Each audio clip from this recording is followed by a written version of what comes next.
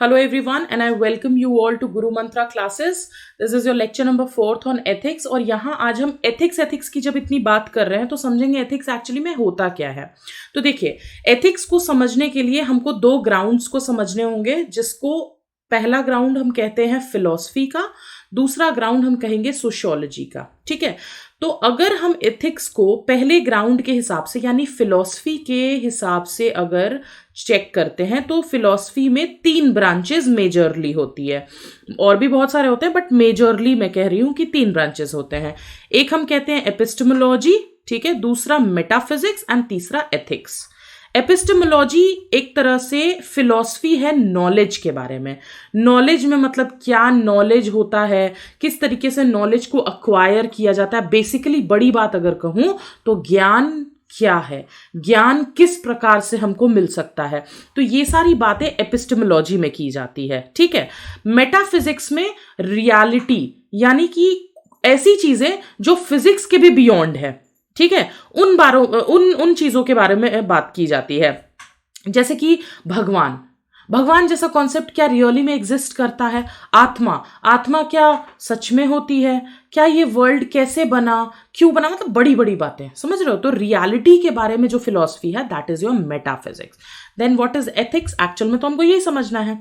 तो देखिए इसमें फिलॉसफिकल एंगल में अगर हम एथिक्स को समझते हैं तो ये कहता है कि जिंदगी का ऑब्जेक्टिव क्या है, what is the objective of life, और किस तरीके से इस ऑब्जेक्टिव को हम अचीव कर सकते हैं, जिंदगी को किस तरीके से सही जिया जा सकता है, बड़ी बड़ी बातें फिलॉसफिकल एंगल में।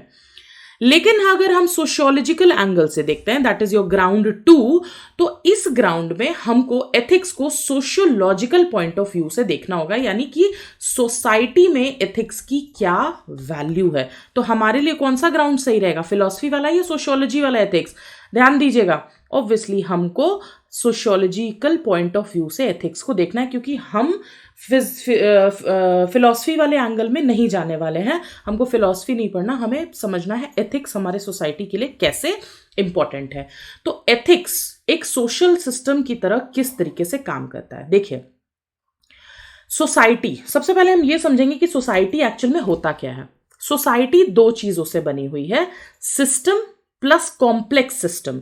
तो system is not a simple system but it's a complex system.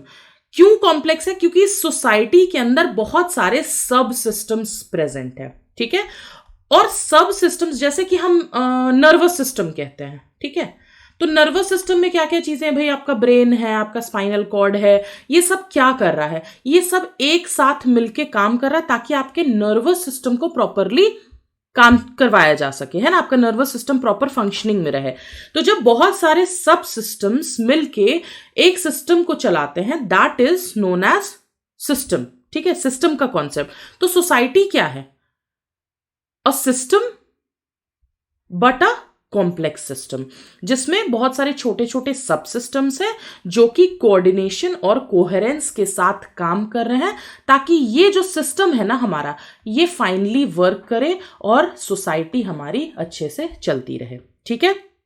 Society में बहुत सारी चीजें होती है, जैसे इकोनॉमिक सिस्टम हो गया, हमारा पॉलिटिकल सिस्टम हो गया, हमारा सोशल कंट्रोल सिस्टम हो गया। बात समझ में आ रही है? तो इकोनॉमिक सिस्टम में किस तरीके से आपकी इकोनॉमी चल रही है, पॉलिटिकल सिस्टम में भाई किस तरह का पावर शेयरिंग है, डेमोक्रेसी है कि ऑटोक्रेसी है कि XYZ है। सोशल कंट्रोल सिस्टम बेसिकली एक टूल है जिसके थ्रू आप कोई भी बिहेवियर को गाइड करते हो ताकि सोसाइटी प्रॉपरली रन कर सके। अब अगर एक बात बताओ, आपने कानून बनाया कि सड़क को हम राइट साइड से क्रॉस करेंगे, ठीक है, अगर इसको बना करके कोई कंट्रोल सिस्टम नहीं लेकर के आए, यानी कोई पनिशमेंट, कोई सैंक्शन, कोई कानून, ये अगर नहीं लेकर के आए तो क्या होगा? कोई फॉलो करेगा? नहीं करेगा, ऑब्वियसली बात है, बहुत माइन्यूट परसेंटेज ऑफ लोग फॉलो करेंगे। तो सोसाइटी को प्रॉपरली काम करने के लिए हमको सोशल कंट्रोल सिस्टम की जरूरत पड़ती है, ठीक है। तो सोसाइटी क्या है, एथिक्स क्या है, समझ में आ रहा है बेसिक। अभी बहुत आगे हम जाएंगे, डोंट वरी, इसमें बहुत सारी चीजें हैं, बहुत सारा कॉन्सेप्ट है, समझते जाना है बस। अब देखिए सोशल कंट्रोल 2 तरीके से हो सकता है। एक तो आप सोशलाइजेशन कर सकते हैं, दूसरा आप सैंक्शंस लगा सकते हैं। सोशलाइजेशन क्या है? देखिए सोशलाइजेशन मतलब कि एक बच्चा है, ठीक है, पहले मैं आपको सोशलाइजेशन समझा देती हूँ। जैसे आपका कोई बेबी है या आप बहुत छोटे हो अभी, और आपके पेरेंट्स आपको नए नए लोग से मिलवाते हैं, आपको प्राइमरी किंडरगार्टन स्कूल भेजते हैं, आपको अच्छे अच्छे रिचुअल्स सिखाते हैं, फेस्टिवल दिखाते हैं, टॉयज लेके देते हैं। हर चीज में कुछ ना कुछ एंगल ऑफ लर्निंग लगा हुआ है, हर चीज से आप कुछ ना कुछ सीख रहे हैं। ठीक है, इसको हम सोशलाइजेशन कहते हैं। और ये सोशलाइजेशन की वजह से ना हमारा एक कॉन्सेप्ट डेवलप होता है सुपर ईगो का। सुपर ईगो क्या है? देखिए, हमारे अंदर दो चीजें हैं। इड, ठीक है, इड हमारे अंदर ना बचपन से प्रेजेंट होता है। क्या होता है इसके अंदर? मैंने आपको शायद ऑलरेडी ये बताया हुआ है, बट फिर भी मैं अभी यहाँ पे आपको बेसिकली बता देती हूँ। तो ये हमारे बचपन से प्रेजेंट होता है। अब जैसे कि आपको मान लीजिए कि कोई भी चीज जो आपको खुशी देती हो, चाहे वो सही हो या गलत हो, उसको कोई मतलब नहीं है, बट वो आपकी खुशी के लिए होना चाहिए। आपको पढ़ने का मन नहीं कर रहा है या आपको नहाने का मन नहीं है, पापा ने जबरदस्ती बाथरूम में भेज दिया है, अब आप क्या करोगे? पानी के छींटे मार के आ जाओगे। ये कौन करवा रहा है आपसे? ये आपका अपना इड करा रहा है। क्यों? क्योंकि नहीं नहाने से आपको खुशी मिल रही है। अब ये सही था गलत था इससे उसको कोई मतलब नहीं, आपकी खुशी मैटर होती है। तो इसमें आप गलत हरकतें भी कर देते हो, ज्यादा गलत हरकतें ही होती है इड के कारण। और ये इड को दबाता कौन है? Super ego. कैसे दबाता है? जब हम बहुत ज्यादा सोशलाइजेशन करते हैं, जब हम बहुत ज्यादा लर्निंग करते हैं, क्योंकि ये लर्नड होता है। ये जब आप लर्न करते हो ना बचपन से लेकर के बड़े तक, तब आपका सुपर ईगो डेवलप होता है। यानी हमारा इड जो है वो हावी होता है स्टार्टिंग से। तो धीरे धीरे धीरे धीरे जब हम लर्निंग प्रोसेस में जाते हैं, कुछ कुछ चीजें हम सीखते जाते हैं, तब हमारा सुपर ईगो डेवलप होता है। सुपर ईगो हमको सही और गलत के बीच में डिफरेंशिएट करना सिखाता है। ठीक है, अब एक एग्जाम्पल ले लो चाइल्ड का। एक बच्चा है, ठीक है, अब आप उसको किस कैटेगरी में डालोगे? क्या वो सोशल है, क्या वो अनसोशल है, या वो एंटी सोशल है, या वो ए सोशल है? अब इन तीनों के बीच में डिफरेंस बताते हैं। सोशल, वो बच्चा बहुत अच्छे से घुल मिलता है सब लोगों के बीच में, पेरेंट्स की रिस्पेक्ट करता है, सब कुछ ठीक है, तो वो बच्चा सोशल की कैटेगरी में आ गया। अनसोशल क्या होगा? बहुत ज्यादा सोशलाइजेशन करना पसंद नहीं है। ठीक है, एंटी सोशल मतलब अगेंस्ट। अनसोशल में क्या हो रहा है? आपको पसंद नहीं है, ठीक है, लेकिन एंटी सोशल में क्या कर रहे हैं आप अगेंस्ट है सोसाइटी के। ठीक है, और ए सोशल मतलब ना ही आप अगेंस्ट है, ना ही आप फेवर में है, आपको कोई बेसिकली मतलब ही नहीं है। ठीक है, तो एक जो बहुत छोटा सा बच्चा है, 1 महीने 2 महीने 3 महीने का बच्चा है, क्या वो सोशल है, अनसोशल है, एंटी सोशल है या ए सोशल है? Obviously the child is a social. क्यों ए सोशल है? क्योंकि वो अभी उसमें वो शक्ति ही नहीं डेवलप हुई है, वो क्षमता ही डेवलप नहीं हुई है कि वो या तो फेवर में रहे या अगेंस्ट में रहे किसी कॉन्सेप्ट के। ठीक है, तो देखिए, तो बेसिकली हम सुपर ईगो की बात कर रहे थे। तो सुपर ईगो डेवलप करने का वो प्रोसेस है जिसमें एक सोशल बीइंग हर मेथड के थ्रू, ठीक है, उसके साथ सोशलाइजेशन होता है। ठीक है, ताकि वो एक सोशल चाइल्ड बन सके, एक सोशल बीइंग बन सके। ठीक है, सोशलाइजेशन के 2 प्रोसेस होते हैं, एक प्राइमरी सोशलाइजेशन होता है, एक सेकेंडरी सोशलाइजेशन होता है। प्राइमरी सोशलाइजेशन आपका बचपन से शुरू हो जाता है, आपकी फैमिली, आपके पीयर ग्रुप्स, ठीक है, आपका स्कूल, प्राइमरी स्कूल, ये सब आपको सोशलाइज कराते हैं। सेकेंडरी सोशलाइजेशन कब होता है? जब आप कॉलेज में जाते हो या जॉब में जाते हो, ठीक है, वहाँ कोई ट्रेनिंग मिलती है या वहाँ कोई नॉलेज, स्पेसिफिक नॉलेज आप सीखते हो, उसको सेकेंडरी सोशलाइजेशन बोलते हैं। प्राइमरी सोशलाइजेशन आपके बचपन वाले दिनों में शुरू हो जाता है। ठीक है, तो सोशलाइजेशन से हमारा सुपर ईगो डेवलप होता है। बात समझ में आ गई? सोशलाइजेशन से हमारा सुपर ईगो डेवलप हो रहा है। सोशलाइजेशन मैंने अभी आपको बताया, प्राइमरी और सेकेंडरी सोशलाइजेशन। अब देखिए, 3 चीजों के बारे में मैं आपको और बताऊंगी। Conscious, subconscious, unconscious. ठीक है, हमारे माइंड के 3 लेयर्स हैं, कॉन्शियस माइंड, सबकॉन्शियस माइंड और अनकॉन्शियस माइंड। जब हमको एग्जैक्टली पता होता है कि हमारे साथ क्या हो रहा है, तो वो हमारा कॉन्शियस माइंड हमको बताता है, यानी सचेत, अटेंटिव, है ना।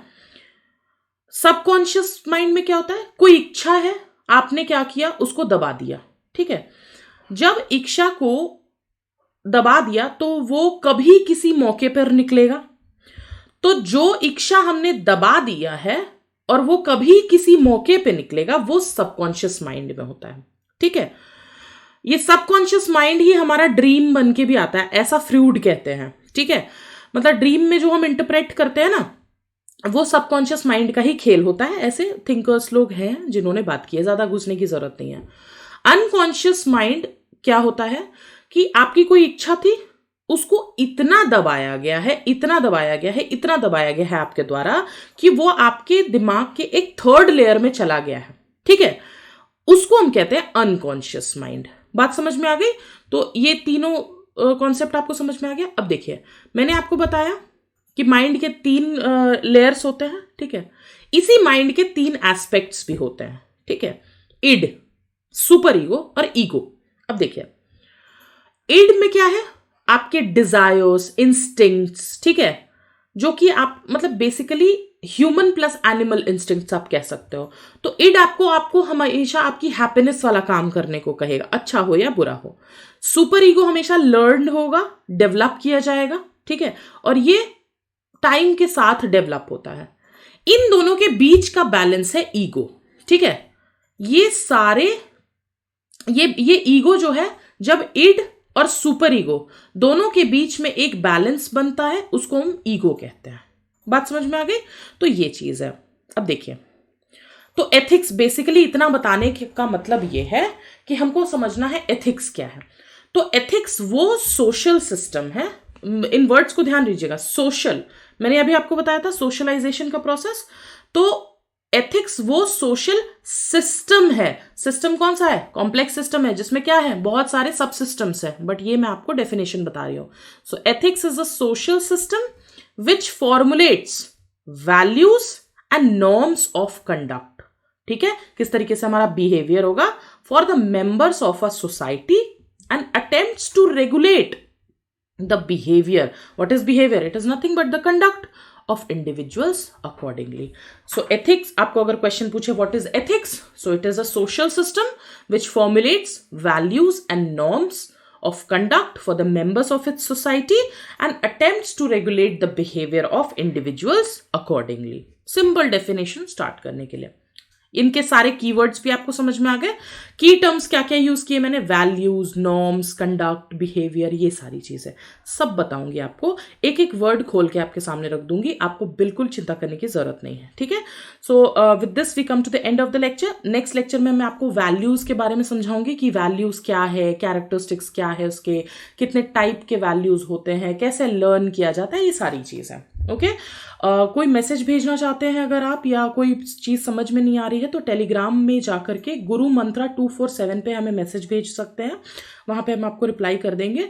और अगर फिर भी कुछ बात समझ में नहीं आ रही है तो आप कमेंट सेक्शन में भी हमें पोस्ट कर सकते हैं। लेक्चर अच्छा लगा हो तो हिट द लाइक बटन, और चैनल को सब्सक्राइब नहीं किया तो सब्सक्राइब करके बेल आइकन प्रेस करना ना भूले for regular updates. Thank you so much guys, keep preparing and bye bye for now.